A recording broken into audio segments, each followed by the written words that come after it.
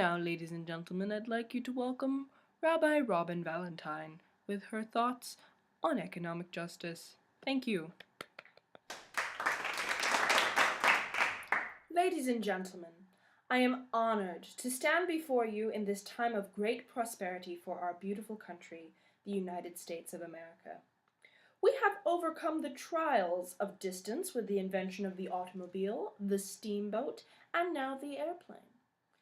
We have surpassed our former means of communication with the radio, the telephone, and the phonograph.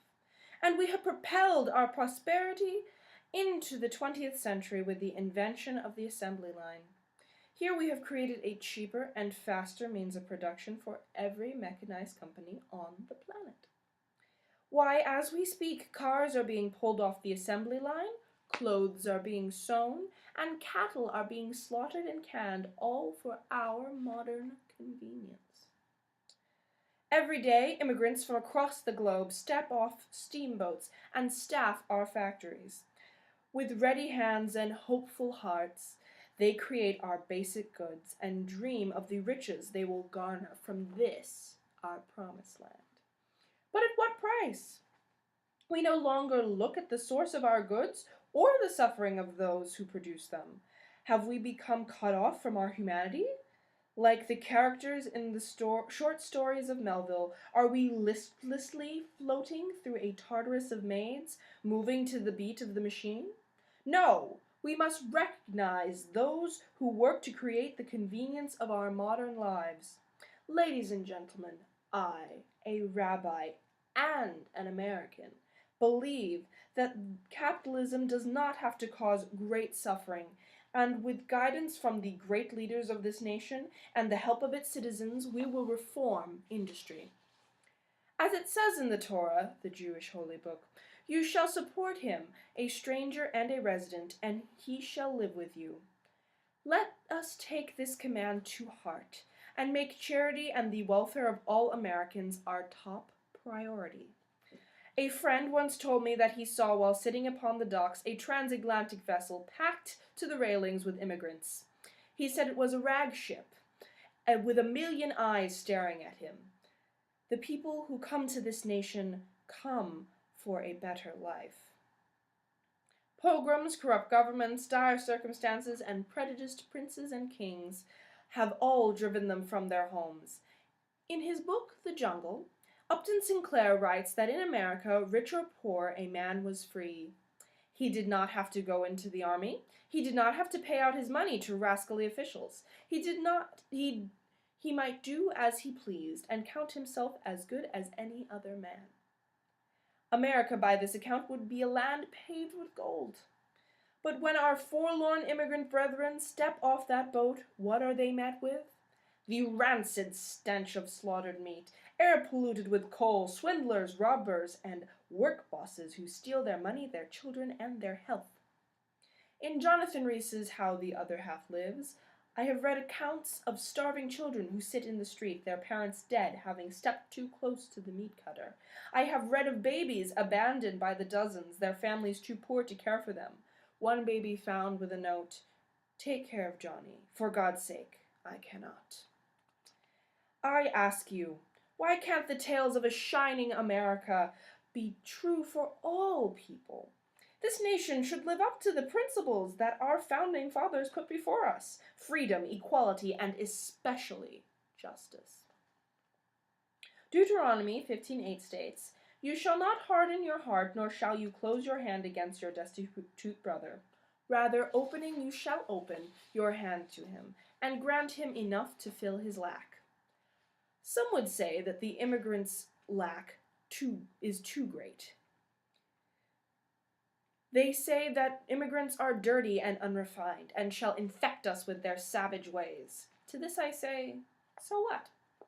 Have not these men and women hearts like us? Does not their labor create the goods that we consume? The dress your wife wears, the canned beef you will eat tonight, all made by the hand of the immigrant. Common fairness, nay, justice, requires that we fill the lack of the immigrant. In Jewish tradition, there is a fund called the Tamchui. This fund is part of the Jewish law of tzedakah, our obligation to help the poor and give charity. Our sages have taught us to appoint trustees who take bread, different types of food, fruit, or money from those who make a spontaneous donation and divide what is collected among the poor. With all this industrialization, goods have become cheaper and companies even have a surplus. And many of those same companies benefit from the misery of the worker. Surely it would not diminish profit very much to donate a small portion of the product to the poor? With all our plenty, why have we not solved hunger in this country? I say this is an abomination. Profit would not be greatly diminished by this gesture of goodwill, and part of the lack of the immigrant would be fulfilled.